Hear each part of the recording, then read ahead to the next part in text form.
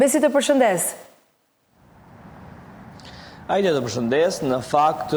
në Parkun e Liçenit, në këto pjesë ku po ngrihet edhe skena për koncertin e 31 majit, vijojnë intensivisht punimet, madje edhe gjatë ditës së djeshme, gjatë një vëzhgimi që kemi kryer në këtë zonë, vijonte edhe në fundjavë pjesa e punimit për të ngritur skenën. Të paktën, sipas edhe qytetarëve, kjo ka qenë një zonë e pyllëzuar, me pemë, me barë e gjelbëruar dhe tashmë nuk ka mbetur asgjë tjetër veçse le të themi pjesa zhavorit të hedhur për të ngritur dhe sheshuar sheshin dhe më pas tashmë siç mund shohim edhe në këto pamje ka edhe pjesën tjetër të fillimit të ngritjes së kësaj skene, e cila do të jetë gati për koncertin e 31 majit. Sigurisht që punimet vijojnë edhe ditën e sotme, të paktën edhe sipas asaj çfarë ne kemi arritur të shohim edhe përmes kësaj leje ndërtimi që është dhënë, punimet kanë nisur që prej datës 15 maj, ndërsa nga ana tjetër ka edhe pretendime të qytetarëve se kjo u ka, le të themi, u ka prishur atyre qetësinë, kjo u ka prishur atyre mundësinë për të marrë ajër të pastër, për të frekuentuar këtë zonë të gjelbëruar e më pas, sipas tyre, qytetarët shkojnë deri aty sa ngrenë pretendime se ndoshta kjo zonë nuk do të rikthehet më si më parë, por do ndërtohen pallate apo zona të tjera për banim në këtë zonë të gjelbëruar të qytetit. Në fakt, është parashikuar që skena do të zhvendoset sipas lejes cilën ne në fakt e disponojmë. Disa prej detajeve që jepën në lejen që është lëshuar për ndërtim, bëhet fjalë për 42.934 metër katror. Kjo është sipërfaqja e shfrytëzimit të hapësirës publike. Sipërfaqja e hapësirës reklamuese është 50 metër katror, sipërfaqja e shfrytëzimit të hapësirës publike për pikat të shërbimit do të jetë 120 metër katror. E gjithë kjo do të jetë në funksion të, le të themi, të pjesës koncertit dhe sipas data ora zhvillimit 31 maj, montimet do të fillojnë që në datën 15 maj, pra sipas kësaj leje, dhe në datën 1 deri në 8 qershor 2025 do të bëhen çmontime dhe lirimi i hapësirave publike. Kjo leje ndërtimi në fakt është afishuar edhe pranë tabeles, por megjithatë qytetarët kanë dyshime se mund të ngrihen edhe mund të ketë edhe ndërtime të tjera dhe kjo leje ndoshta edhe nuk do të zbatohet siç është thënë. Për ta është problematike fakti që është prishur kjo pjesë e konsiderueshme, me thënë të drejtën rreth 43.000 metër katror në kodrat e Liçenit. Sigurisht një pjesë e tyre e frekuentojnë shpesh të zonë, qoftë për të bërë shëtitje, qoftë për të zgjedhur për të vrapuar, apo për të kryer aktivitetet e tyre të përditshme rreth kësaj zone. Këto kanë qenë në fakt edhe pretendimet e qytetarëve, nga ana tjetër ka pasur edhe aktivistë, si kanë ngritur pretendime se kjo hapësirë publike do të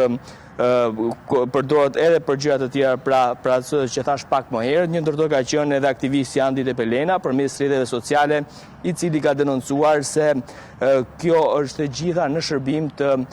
këngëtarit dhe reperit Noizi dhe është si një shpërblim për fushatën elektorale, siç e quhen ai tashmë. Edhe paktën këto kanë qenë, po ashtu edhe shumë kanë qenë edhe ambientalistët të cilët kanë ngritur zërin. Një ndër to ka qenë edhe zoti Lavdosh Sheruni. Po Ajda. Besi, është e sigurt që aty janë prerë pemë? Pyetja e parë. E dyta, përballë me pozicionin ku jeni ju, janë vendosur edhe disa mini kioska druri, në mos gaboj, të cilat nuk e di se për çfarë do të shërbejnë dhe sa ditë do të jetë ky koncert. Dhe tjetra që duhet përmendur është fakti që ka pretendime se kjo hapësirë është marrë për përdorim të zotëve të tokës, të pronarëve të tokës. Logjikisht, kur je pjesë e parkut, i nuk e drejta përdorësh pronën. E di mjaft qytetarë të cilët i kanë pronat e tyre në zonat të cilat janë zonat të mbrojtura apo në parqe dhe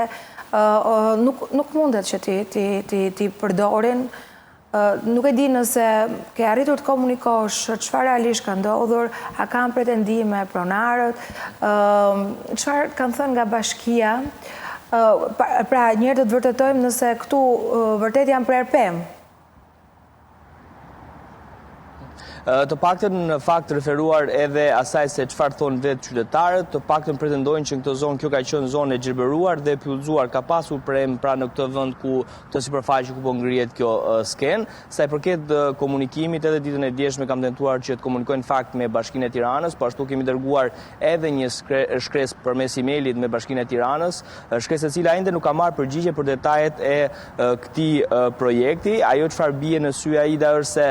të paktën nuk ka as detajet të tilla të afishuara, sa është vlera e këtij investimi, kush e paguan investimin, kush do të paguaj kostën për të rikthyer në gjendje fillestare, meqense në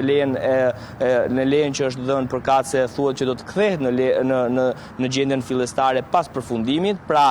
pas përfundimit me 31 maj të këtij aktiviteti, të këtij koncerti, do të ketë një periudhë kohe nga data 1 qershor deri në datën 8 qershor që do të rikthehet, kjo sipas edhe lejes së ndërtimit që është e afishuar. Por nuk dim themi se sa mund të jetë kostoja e këtij projekti, kush e paguan këtë projekt dhe kush do të paguajë kostën e rikthimit në gjendje fillestare apo të rikthimit të hapësirës siç ka qenë në gjendje të gjelbëruar. Është e vërtetë në fakt Aida që ka edhe disa kioska të vendosura në anën tjetër, sigurisht do të jenë besoj në mbështetje të këtij aktiviteti dhe në shërbim të këtij aktiviteti, siç kemi parë zakonisht edhe në raste të tjera, ndërsa sa i përket në fakt pretendimit që kanë qenë pronar, ne nuk e disponojmë këtë informacion se ka pasur ose jo pronar, po për aq kohë sa ka një leje zhvillimore tashmë të miratuar nga bashkia, sigurisht që ka pasur një lloj besoj verifikimi paraprak, edhe pse kjo është zonë e parkut të liçenit artificial dhe ashtu siç e the edhe ti më parë, nuk është se mund të flitet për një hapësirë private të personave të caktuar, por është kryesisht zonë e pjesës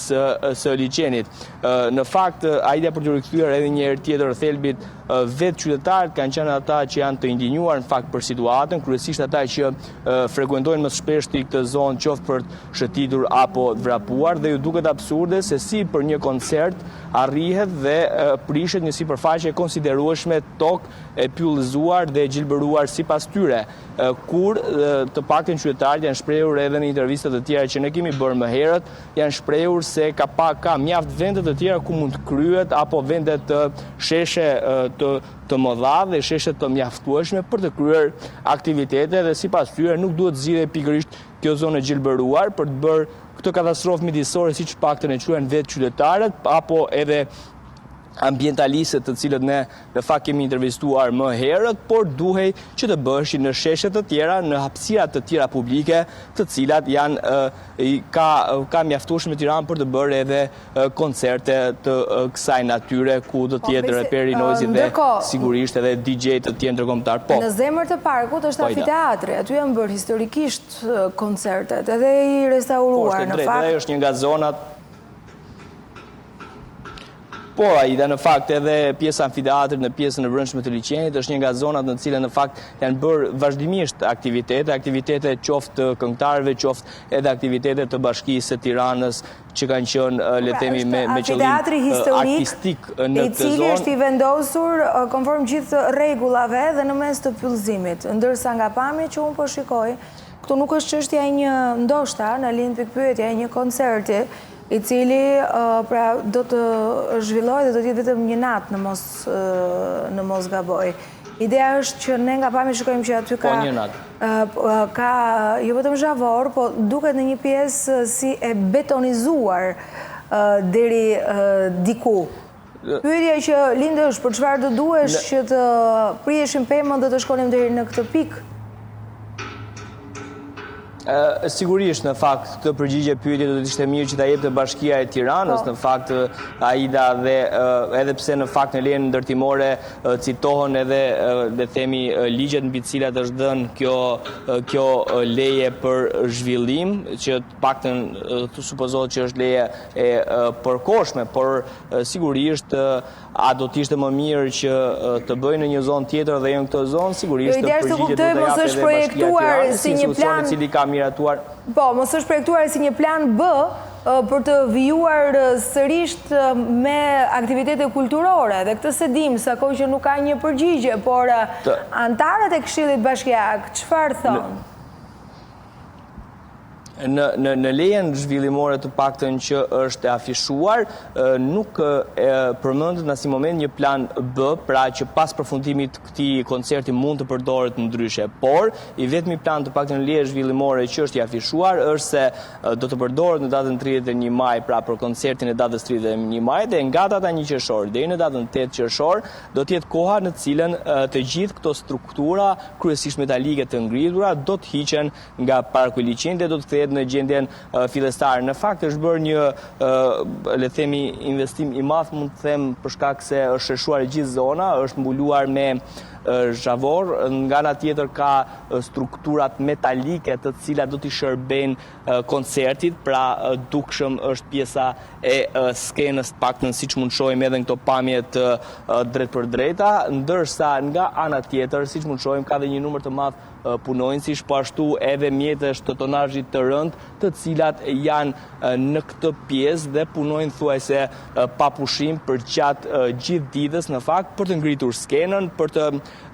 rritur sipërfaqen që është në dispozicion të këtij koncerti dhe më pas për t'i hapur rrugë zhvillimit të koncertit. Në fakt nuk ka pasur përdorim të betonit, me aq sa ne kemi parë dhe kemi filmuar, por ka pasur përdorim të konsiderueshëm të zhavorit, të këtyre elementeve metalik që ne shohim ngado që do të shërbejnë me gjas për ndërtimin e këtyre skenave që shohim në këto pamje dhe le të themi kjo është pjesa e ngritjes së gjithë këtij le të themi projekti që sipas bashkisë do të jetë i përkohshëm dhe do të lëvizet. Sigurisht ne nuk dim themi nëse ka një plan B për të qëndruar më gjatë për pjesën e koncerteve, nuk di themi nëse ka një plan tjetër që mund të jetë për pjesë të tjera të ndërtimit. Por ajo çfarë dim deri në këto momente është se do të zhvillohet vetëm për shkak të koncertit dhe sipas paktën lejes zhvillimore pritet që të hiqet e gjithë kjo skenë, por edhe pjesa tjetër. Sigurisht ne do ta shohim edhe pas datës 31 maj nëse do të rikthehet në gjendje fillestare